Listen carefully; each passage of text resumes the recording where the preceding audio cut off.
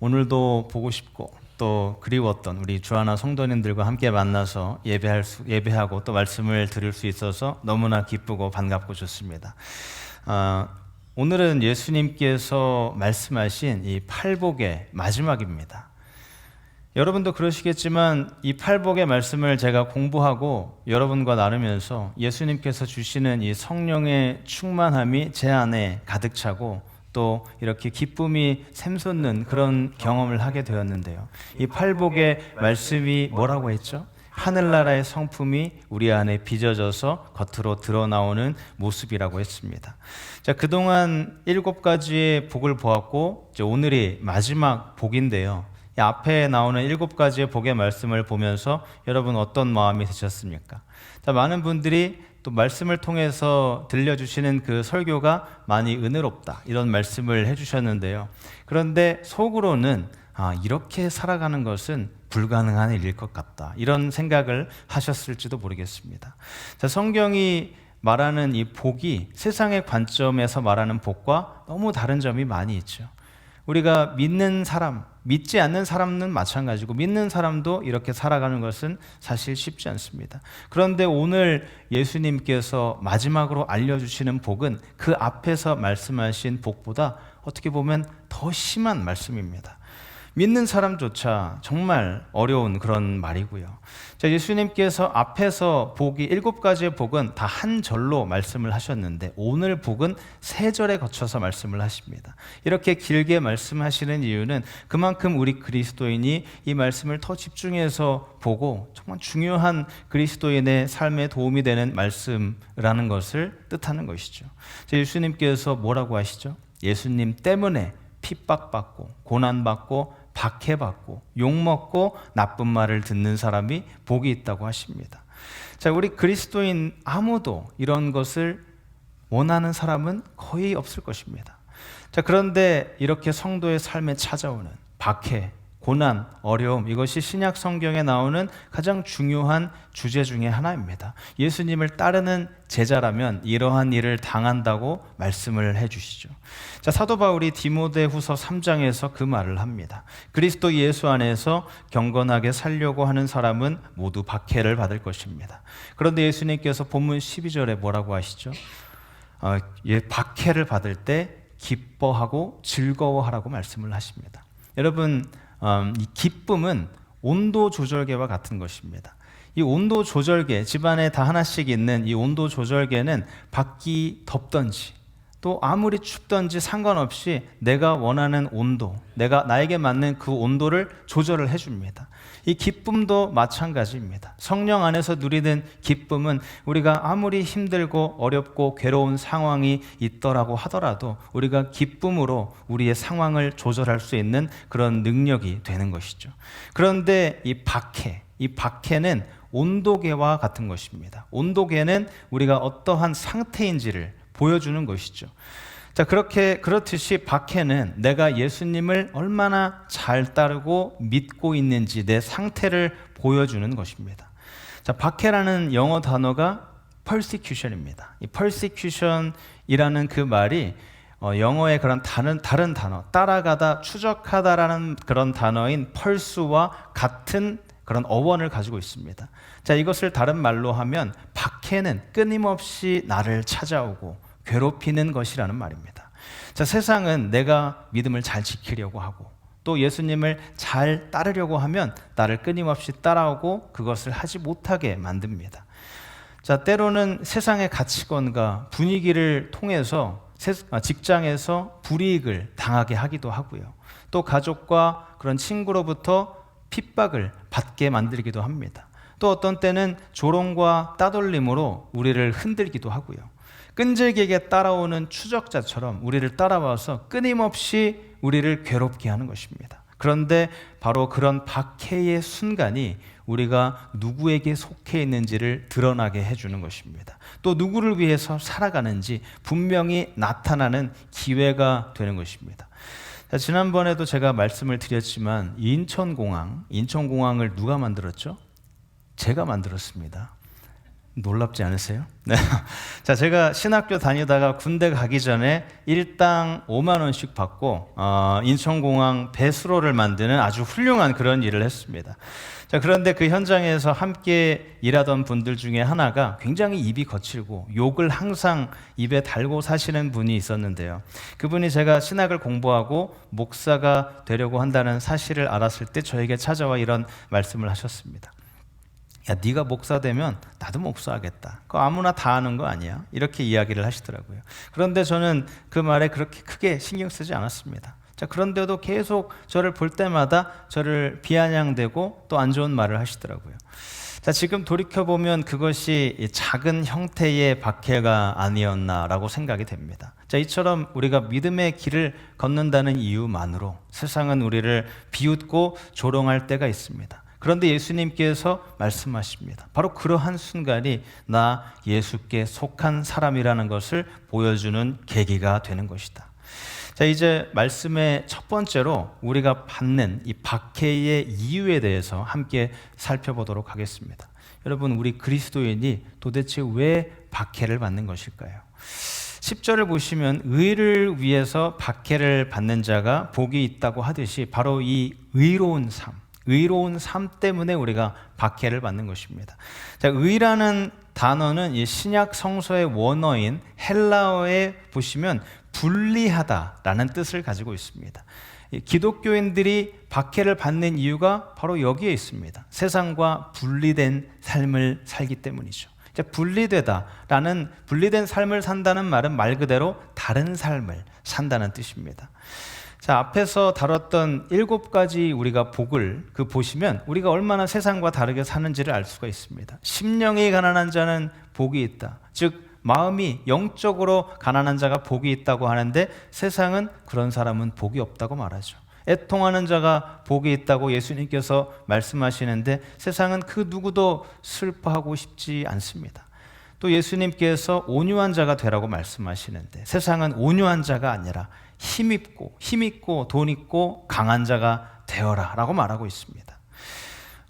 여러분 잘 들으시기 바랍니다. 여러분이 우리가 앞서 다뤘던 이 복의 말씀들, 또 오늘 우리에게 알려주는 이 복의 말씀대로 살기 시작하면 제가 확실하게 말씀드릴 수 있는 것은 여러분이 박해를 받고 고난을 겪게 되어 있다는 것입니다. 자, 예수님께서 박해에 대해서 말씀하신 후에 오늘 본문 뒤에 나오는 이 13절, 14절에 이렇게 말씀하셨습니다. 너희는 세상의 소금이고 너희는 세상의 빛이다. 자, 소금을 상처에 뿌리면 어떻죠? 굉장히 아픔을 일으킵니다. 그리고 어두운 곳에 빛을 비추면 어떻죠? 감추어진 것을 드러나게 하는 그런 역할을 합니다. 자, 이처럼 우리 그리스도인들은 세상에 그런 썩어가는 상처 위에 뿌려지는 소금과 같은 역할을 하고요.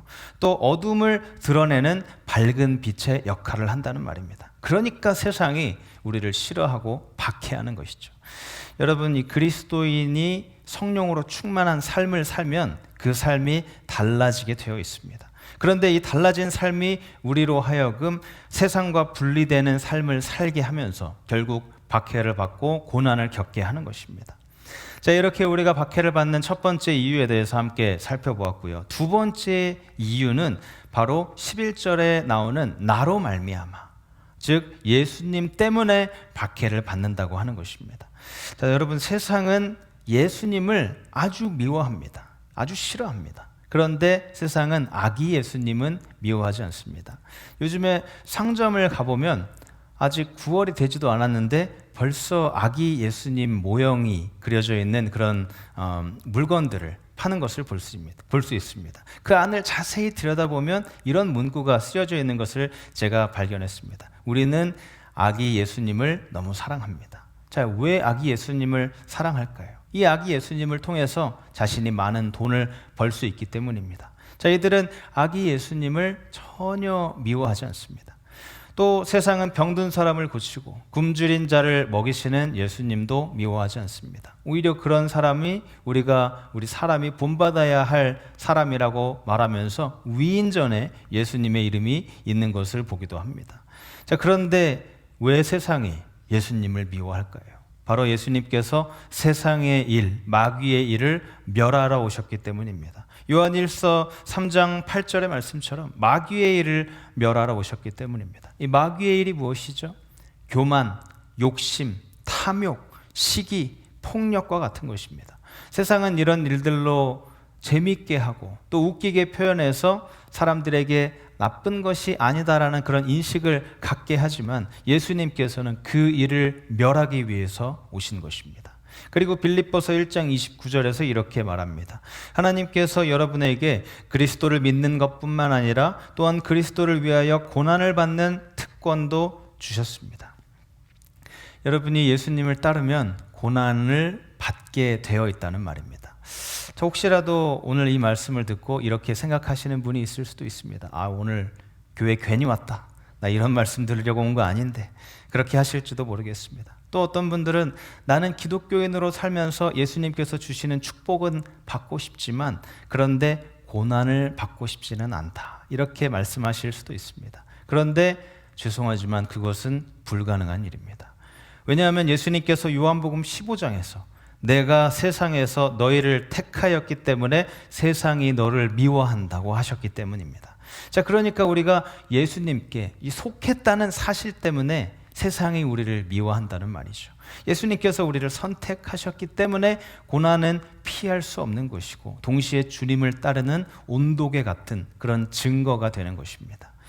자, 여러분, 그리스도인이 세상에서 박해를 받는 이유는 두 가지 이유입니다. 첫 번째는 우리가 세상과 다른 분리된 삶을 살기 때문이고 두 번째 이유는 우리가 예수님께 속한 사람들이기 때문입니다. 우리가 이 8가지의 복된 말씀, 이 복된 말씀으로 따라 살기 시작하면 여러분의 마음에 예수님을 향한 사랑이 가득 차게 될 것입니다. 그런데 바로 그때 세상, 이 마귀는 우리가 예수님을 닮지 못하게 여러분을 억누르려고 할 것입니다. 자, 이 사실을 디모데 후서가 알려줍니다.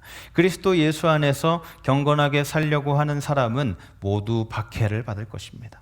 자, 이처럼 박해는 우리가 주님께 속했다라는 증거이고 또 온도계가 온도를 보여주듯이 우리가 주님을 사랑한다는 표시인 것입니다.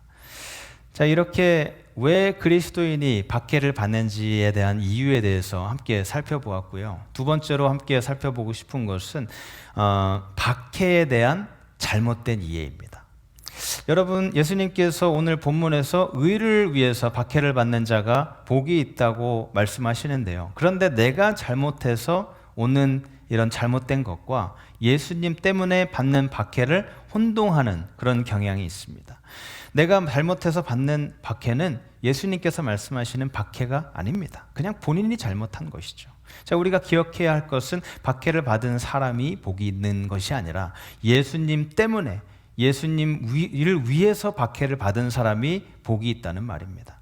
자, 진정한 성도는 성격이 까다롭거나 또 광신도 같은 그런 종교적인 열심을 가졌거나 또 특이한 성격 때문에 핍박을 받는 사람이 진정한 성도가 아닙니다. 2014년에 한국 기독교 청년 그런 단체에서 청년 3명이 인도의 부다가야 사원을 찾아가서 찬송가를 부르고 통성 기도를 해서 그 사원에서 쫓겨나는 일이 발생했습니다. 그런 일을 해서 쫓겨났던 이 청년들은 자신이 예수님 때문에 박해를 받는다고 생각을 했습니다. 또 2010년에 봉은사에서 땅밟기 운동과 예배를 드린 그런 기독교 단체 때문에 기독교가 비난을 받았던 사건이 있었는데요. 당시 그 자리에 있었던 사람들은 그 자리에 있었던 기독교 단체는 이러한 비난이 예수님 때문에 받는 박해, 고난이라고 생각을 했습니다. 자, 그런데 사실 그 행동은 예수님 때문에 박해를 받은 것이라고 말할 수가 없습니다. 다른 종교단체에서 시위하듯이 내 신앙을 표현하고 그러다가 단순히 쫓겨나고 욕을 먹은 것이죠. 그렇게 절에 가서 예배를 드린다고 할 때에 우상을 섬기던 사람이 눈물로 예수님께 나올 경우는 거의 없을 것입니다. 그러다가 오히려 이 사랑으로 사역하는 기독교가 그렇게 무례하고 호전적인 종교로 낙인이 찍히고 오히려 복음이 전파되는 그 길을 방해할 수도 있는 것입니다. 자, 물론 이런 경우가 다 잘못되었다고 보기는 어렵지만 그런 행동은 하나님의 의가 아니라 단지 자기 열심과 자기 의에 따른 행동이라고 볼 수 있습니다.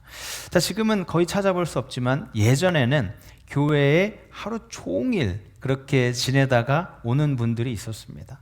특히 여자 성도님들 중에 이런 경우가 있었는데요. 교회에 새벽 기도부터 시작해서 밤늦게까지 집을 돌아오지 않습니다. 그리고 자녀를 돌보지 않고 또 배우자를 돌보지 않아서 결국에는 이 믿지 않는 남편이 이 아내에게 화를 냅니다.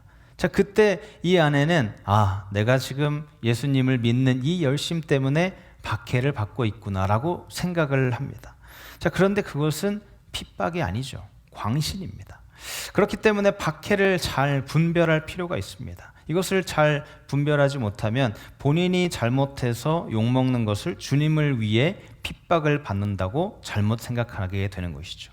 자, 예수님께서 말씀하십니다. 의를 위해서 박해를 받는 자가 복이 있다.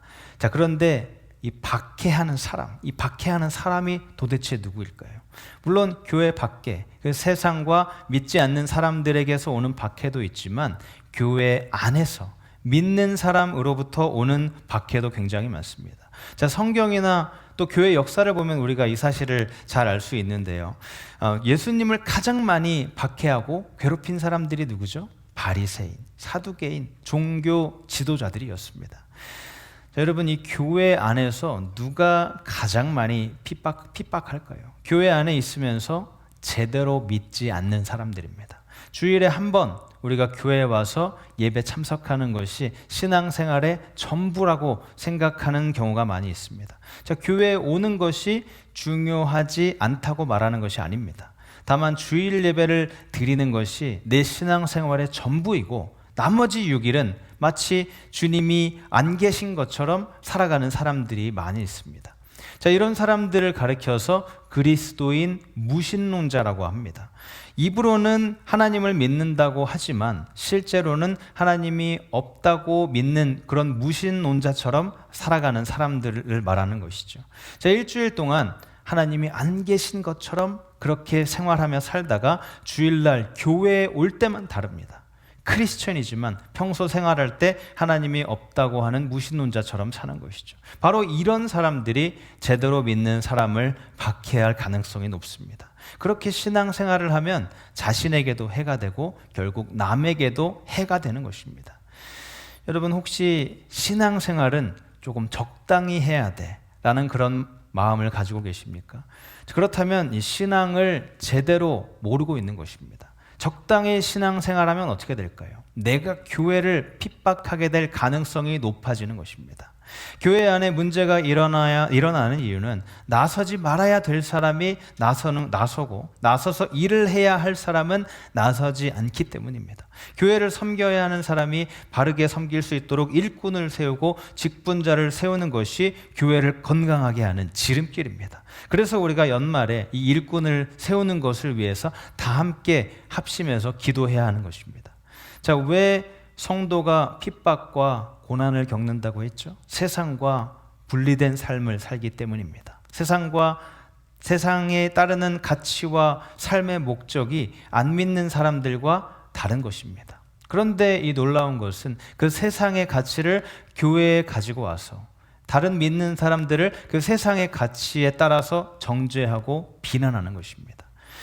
사랑하는 여러분, 우리가 분명하게 기억해야 할 것은 내 잘못으로 인한 비난은 박해가 아니라는 점입니다. 그런데 예수님 때문에 내가 말씀대로 살려고 하는 이 순종 때문에 받는 박해는 복이 있는 것입니다. 그렇기 때문에 억울한 상황이 있더라도 낙심하지 말고 오히려 그 순간이 내가 주님께 속한 사람이라는 증거임을 기억하시고 끝까지 믿음을 지키고 주님을 따라가는 모든 분들이 되시기를 주님의 이름으로 축복합니다.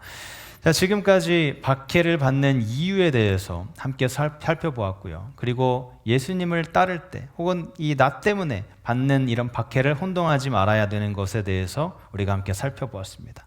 자, 이제 마지막으로 예수님을 위해 박해를 받을 때 내가 드러내야 하는 이 반응, 이것에 대해서 우리가 함께 말씀을 통해서 알아보려고 합니다. 자, 우리가 할 수 있는 이 반응은 두 가지가 있는데요. 첫 번째 반응은 오늘 말씀처럼 기뻐하는 것입니다. 자, 12절을 보시면 기뻐하고 즐거워하라고 합니다.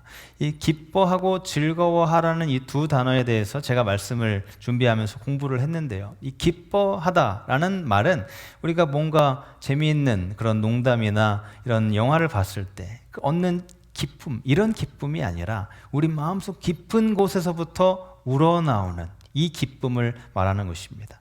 그리고 즐거워하다는 단어는 이 기쁨의 폭발을 말하는 것입니다. 기뻐서 내가 도무지 어찌할 바를 몰라서 뛰면서 춤추는 것. 자, 사도행전 3장 8절을 보면 나면서부터 걷지 못했던 사람이 예수님의 이름으로 치료를 받고 너무 기뻐서 뛰는 장면이 나옵니다. 바로 이 단어가 즐거워하라와 같은 뿌리를 가지고 있는 단어입니다. 자, 예수님께서는 우리가 박해를 받을 때 이렇게 기쁨에 벅차서 뛰면서 기뻐하라고 말씀을 하십니다. 자, 이 말을 듣고 이렇게 생각하실 수 있습니다. 아니, 그게 말이 되나? 어떻게 박해를 받는데, 어떻게 고난을 당하는데 도대체 내가 기뻐할 수 있는가? 자, 그런데 그렇게 생각하시는 것이 맞습니다. 우리가 박해를 받을 때, 고난을 당할 때 기뻐할 수가 없죠. 자, 이것은 인간의 힘으로 가능한 것이 아닙니다. 하나님께서 그때 여러분과 함께 하시고 그 고난 속에서도 하늘의 상을 바라보게 해주십니다. 그렇기 때문에 우리가 박해받고 고난 속에서도 기뻐하고 즐거워할 수 있는 것입니다. 또한 주님께서 약속해 주십니다. 기뻐하고 즐거워하면 하늘의 상이 클 것이다. 여러분이 혹시 예수님 때문에 여러분이 조롱을 받고 또 고난을 받는다면 그것은 잠시뿐입니다. 그런데 바로 그 고난 때문에 하늘에서 영원한 상을 받을 수 있다고 합니다. 하나님께서 여러분이 고난 때문에 흘리는 그 눈물을 닦아주실 것이고 또 여러분의 충성과 헌신을 영원한 기쁨으로 바꿔주실 것입니다. 바로 이런 소망 때문에 우리가 받는 박해와 고난 속에서도 기뻐하고 즐거워할 수 있는 것입니다. 사도행전 5장 41절을 보시면 이 초대교회 사도들이 박해를 받았을 때에 대한 그런 반응이 나옵니다. 자, 이때 사도들이 예수님의 이름을 위해서 능욕을 받을 자격을 받게 된 것을 기뻐하며 나갔다고 합니다. 자, 이때 사도들이 어떠한 상황이었냐 하면 감옥에 갇혀서 매도 맞고 또 온몸에 심신이 지쳐있고 굉장히 힘든 그런 상황이었습니다. 자, 그럼에도 불구하고 내가 예수님의 이름으로 수치를 받게 된 자격 때문에 기쁘다, 이렇게 이야기를 했습니다. 자, 디모데 후서에서 이렇게 말씀을 합니다. 우리가 참고 견디면 우리도 또한 그분과 함께 다스릴 것이요. 여러분, 고난을 받을 때, 박해를 받을 때 우리가 예수님과 함께 참게 되면 그 예수님과 함께 다스리게 되고 또 우리 마음속에 기쁨과 또 즐거움이 샘솟게 되는 것입니다. 그것은 우리의 힘으로 하는 것이 아니라 우리와 함께 하시는 그 주님 때문에 받게 되는 것입니다. 자, 이렇게 박해를 받을 때 주님 안에서 기뻐할 뿐만이 아니라 두 번째로 사랑으로 반응할 수 있어야 합니다. 자, 박해를 그냥 버티고 견디는 것에서 끝나는 것이 아니라 이 주님의 사랑으로 내가 반응하고 그 사랑으로 박해를 다시 되돌려주는 것. 이것이 바로 세상에서 예수님을 드러내는 가장 위대한 증명이 되는 것입니다. 자, 세상에 필요한 것이 있는데요. 이 세상이 가장 필요로 하는 것은 바로 여러분의 사랑입니다. 자, 사랑이 무엇이죠? 받을 만한 자격이 있는 것을 주는 것이 아닙니다. 필요한 것을 주는 것. 바로 그것이 사랑입니다. 그래서 예수님께서 마태복음 5장 44절에 너희 원수를 사랑하며 너희를 박해하는 자를 위해서 기도하라 라고 말씀을 하셨습니다. 제가 뉴저지에서 교회를 개척을 했을 때 저와 함께 공부하고 있던 많은 학생들이 저에게 대놓고 이야기를 하지 않고 뒤에서 이런 이야기를 많이 했습니다. 아니, 공부를 하러 왔으면 공부나 할 것이지 왜 교회를 개척한다고 저런 힘든 일을 하는 거야. 저는 그런데 그런 말을 듣고 화나지 않고 오히려 그 사람들에게 더 잘 인사하고 더 잘 대해 주었습니다. 왜냐하면 그 말을 한다는 것을 제가 들었을 때 주님께서 저에게 이 사랑의 마음을 주셨기 때문입니다. 너를 비난하는 사람도 사랑하라. 바로 이런 삶을 살았던 대표적인 사람이 스데반입니다. 이 스데반은 예수님을 증언하다가 돌에 맞고 순교했는데, 그때 이 지구상에서 가장 위대한 사도라고 할 수 있는 바울의 이전 모습, 사울이 그 자리에 있었습니다. 사울은 이 스데반, 정말 예수님을 믿고 따르는 크리스천인 스데반을 유대인으로서 너무 싫어했습니다. 그래서 돌에 맞아 죽게 하는 때 앞장을 섰던 인물이었는데요, 사람들이 스데반을 향해서 돌을 던지고 있을 때 그 사람들의 겉옷을 들어주면서 돌을 더 잘 던지게, 더 강하게 던져서 스데반을 꼭 죽일 수 있게 일조하면서 그 장면을 보며 기뻐했던 사람이 바로 스데반이었습니다. 바로 사울이었습니다. 그런데 스데반이 돌에 맞아 죽으면서 무슨 말을 하죠? 주여, 이 죄를 그들에게 돌리지 마옵소서. 자신을 죽이는 사람, 자신에게 돌을 던지는 사람을 위해서 기도한 것입니다. 자, 그때 사울이 하나님의 사랑을 보았습니다. 악을 악으로 갚지 않고 선으로 갚으시는 그 예수님의 사랑, 이것을 스데반을 통해서 본 것이죠.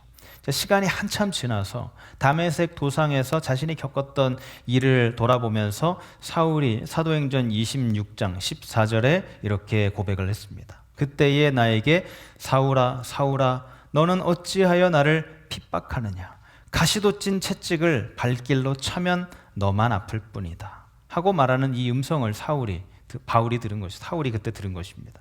자, 이 말은 가시도 찐 채찍이 그 바울 자신의 마음을 계속해서 찌르고 있었다는 말입니다. 스데반의 마지막 말이 이 바울의 마음을 계속 찔렀다는 말이죠. 바로 이 스데반의 사랑의 행동 때문에 역사상 가장 위대한 그런 사도인 바울이 등장할 수 있었던 것입니다.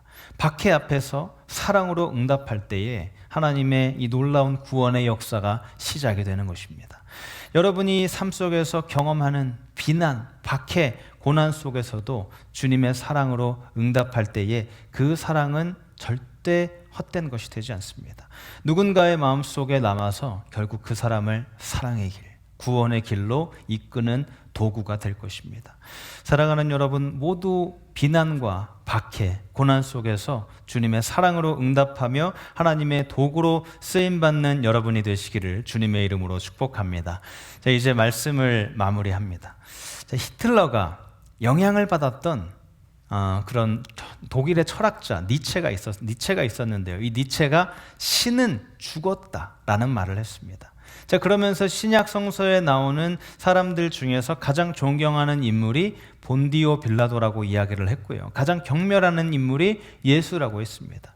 그 이유는 그 빌라도는 자신이 권력을 향한 솔직한 마음을 드러내면서 지키려고 했기 때문이고, 예수는 그 권력에 대한 아무런 마음과 그런 뜻이 전혀 없어 보였기 때문이라고 했습니다. 그런데 같은 독일인이었던 본회퍼 목사님은 이렇게 이야기를 했습니다. 바로 그것이 크리스천의 특별한 점이다. 세상과 다른 기준, 세상과 분리된 마음으로 살아가는 것, 이것이 바로 크리스천의 특별한 점이다.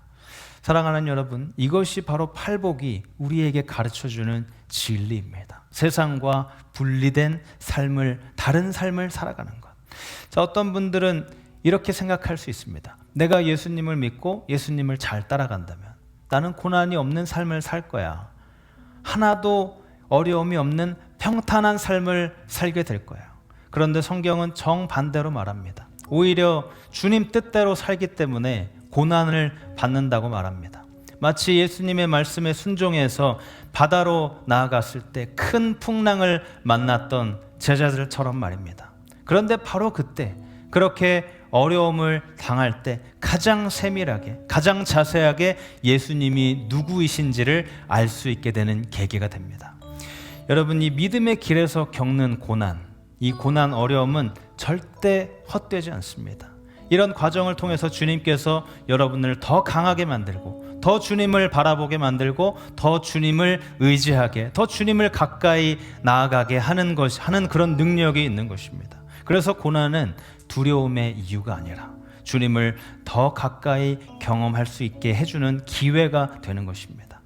사랑하는 여러분, 주님 때문에 받는 고난을 두려워하지 마시고 오히려 그것을 통해서 주님을 더 깊이 알고 하늘의 상을 바라보는 여러분이 되시기를 바랍니다. 박해 가운데서 기뻐하고 주님의 사랑으로 응답하며 끝까지 믿음을 지키는 승리의 삶을 살아가는 여러분 모두가 되시기를 주님의 이름으로 축복합니다.